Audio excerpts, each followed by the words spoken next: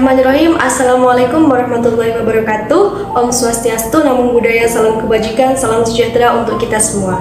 Perkenalkan, nama saya Eliana Rosita, NIM T 2018-80336, mahasiswi dari Program Studi Tadris Biologi Kampus Unhas Jember. Pada kesempatan yang sangat berharga ini, saya akan membuat video tentang materi bernuansa kebiologian dalam rangka mengikuti kompetisi biologi nasional atau PEMBI 2021 dengan sublomba UMC atau Unique Material Creativity dalam tema aktualisasi peran generasi milenial yang inovatif, produktif, dan progresif di masa pandemi COVID-19. Oke, check this out. Teman-teman edukatif, apakah kalian mengetahui fakta bahwa tubuh kita ini terdiri dari berbagai macam sel dengan jumlah yang triliunan? Namun, apakah kalian mengetahui apa itu sel? Oke, setelah ini akan kita bahas secara kupas tuntas mengenai sel. Baik, yang pertama kita akan membahas mengenai pengertian dari sel. Sel merupakan suatu unit struktural dan fungsional terkecil dari suatu makhluk hidup. Maka, apabila semakin besar suatu makhluk hidup tersebut, maka dapat dipastikan semakin banyak pula jumlah sel penyusunnya. Sebagai penyusun makhluk hidup, sel dapat dianalogikan sebagai batu bata yang menyusun suatu bangunan. Baik, selanjutnya kita akan membahas tentang tokoh penemu sel. Sel pertama kali ditemukan oleh Robert Hooke, seorang ilmuwan Inggris pada tahun 1665. Pada saat itu, Robert Hooke mengamati suatu irisan tipis gabus melalui mikroskop sederhana yang ia rancang sendiri. Oleh karena yang diamati pada saat itu adalah sel yang mati, maka yang tampak hanyalah berupa kotak-kotak kecil kosong. Kemudian ia menamakannya dengan istilah sel. Nah, kata sel itu sendiri berasal dari bahasa Latin yakni cellula yang berarti kamar kecil atau ruang kosong. Kemudian teori tentang sel disempurnakan lagi oleh para penemuan, para saintis, dokter, dan pendeta yang berlangsung pada abad ke-17 sampai abad ke-19. Beberapa tokoh tersebut adalah Robert Brown, Johannes Purkinje, Theodor Schwann, Scladen, kemudian Max Kuth, dan Alexander Fleming. Selanjutnya adalah macam-macam sel. Digolongkan berdasarkan membran sel, maka organisme terbagi menjadi dua kelompok besar, yaitu organisme prokariotik dan organisme eukariotik. Organisme prokariotik merupakan organisme dengan nukleus yang tidak utuh karena tidak memiliki selaput atau membran sel. Ukuran selnya pun juga bervariasi dengan bentuk yang sangat beragam, misalnya kopus, bentuk batang, dan bentuk spiral. Sedangkan organisme eukariotik merupakan organisme yang mempunyai nukleus yang utuh dengan adanya selaput nukleus atau membran nukleus. Ukuran sel eukariotik pada umumnya relatif lebih besar dibandingkan dengan ukuran sel pada organisme prokariotik. Bentuknya selnya pun sangat bervariasi, mulai dari polihedral, tipis seperti kumparan, atau mempunyai tonjolan panjang seperti sel syaraf. Pada umumnya, sel itu berukuran mikroskopis sehingga memerlukan alat bantu dalam pengamatannya, misalnya mikroskop cahaya ataupun mikroskop elektron, sesuai dengan ukuran sel yang akan diamati. Sebagian sel tidak berukuran mikroskopis, misalnya sel telur yang dapat teramati secara visual tanpa alat bantu apapun. Pada umumnya, ukuran sel itu tidak bergantung pada ukuran suatu individu. Misalnya, sel ginjal kuda dan sel ginjal tikus yang ukuran selnya itu sama, walaupun ukuran secara kasat mata, ukuran ginjal dari kuda itu lebih besar daripada ukuran ginjal dari tikus.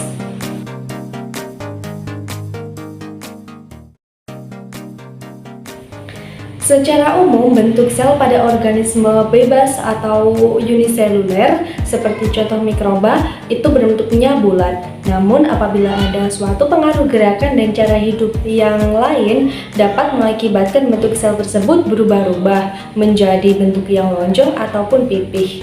Sedangkan bentuk sel pada organisme multiseluler atau bersel banyak umumnya adalah kubus, yang kemudian itu juga dapat berubah lagi menjadi polihedral, kolumner, pipih seperti kumparan, atau mempunyai tonjolan panjang seperti sel syaraf. Nah, berbagai bentuk sel yang menjadi perbedaan tersebut dapat Anda lihat secara jelas pada layar berikut.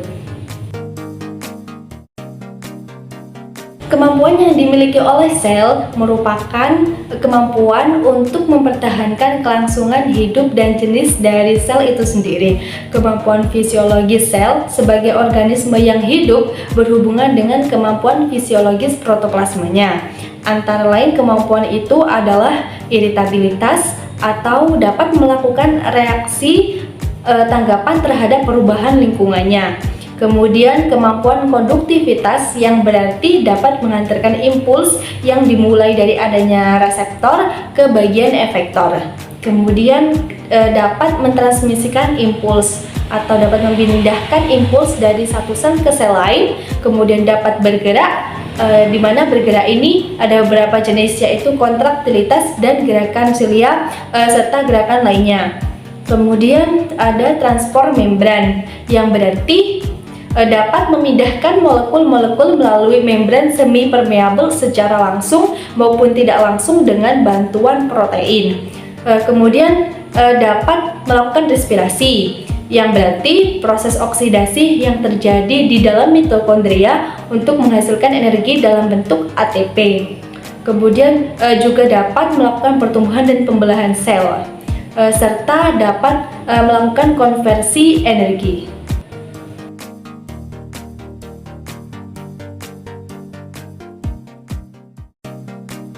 Struktur sel secara garis besar dapat dibagi menjadi dua pembahasan, yakni membran sel atau kulitnya dari sel dan protoplasma atau isinya sel.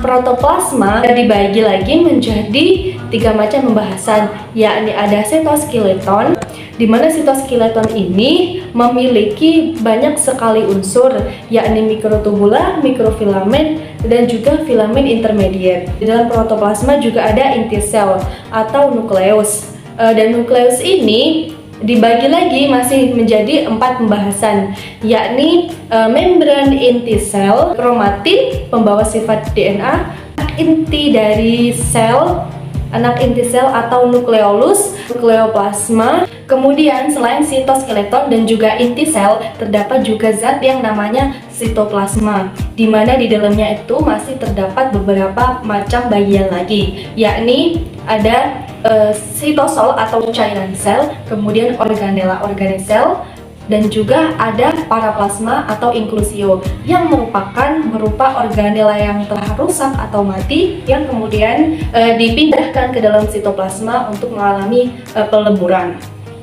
Sedangkan organela-organela yang terdapat di dalam sel sebelumnya, ada beberapa macam lagi organela yang terdapat di sitoplasma, yakni ada mitokondria, ada retikulum endoplasma, kasar dan halus, kemudian ada badan Golgi, ada vakuola, ribosom, lisosom yang fungsinya sebagai sintesis protein dalam hal transkripsi dan translasi, kemudian ada lagi plastida, kemudian ada lagi sentriol, serta badan mikro.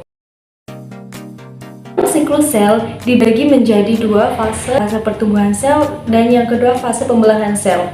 Dalam fase pertumbuhan sel itu disebut sebagai interfase yang merupakan tahap memperbanyak massa sel untuk persiapan pembelahan sel. Sedangkan pada fase pembelahan sel itu disebut sebagai fase mitosis atau fase M yang merupakan tahap memperbanyak diri melalui dua tahap pembelahan sel, yaitu tahap karyokinesis dan tahap sitokinesis.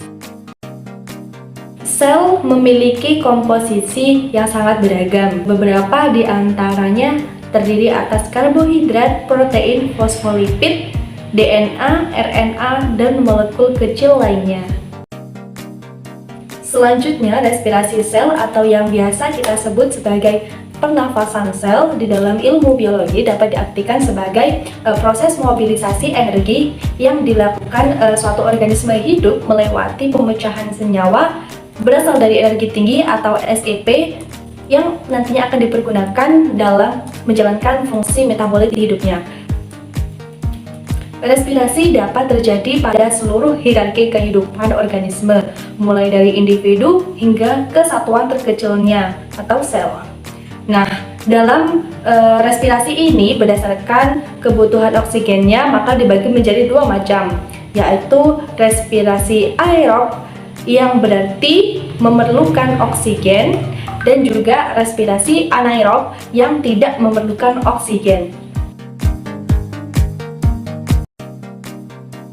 Dalam mekanisme proses transportasi zat melalui membran sel, secara garis besar dibagi berdasarkan kebutuhan energi atau ATP serta arah pergerakan partikelnya menjadi dua macam, yaitu transportasi pasif dan transportasi aktif. Nah, dalam transportasi pasif itu sendiri masih terdapat 4 macam tipe pergerakan partikelnya, yaitu difusi sederhana, difusi terfasilitasi, osmosis, dan juga filtrasi. Difusi sederhana merupakan pergerakan larutan konsentrasi hipertonik ke hipotonik atau larutan yang pekat mengalir ke larutan yang encer tanpa adanya suatu perantara apapun. Jika transport difusi berfasilitasi merupakan perpindahan zat dari pekat ke encer melalui bantuan protein. Adapun proteinnya adalah protein pembawa atau protein carrier dan protein lorong. Kemudian jika osmosis merupakan perpindahan zat dari larutan yang hipotonik ke larutan yang hipertonik atau pekat. Sedangkan jika filtrasi merupakan perpindahan zat melalui sekat-sekat kecil dari membran.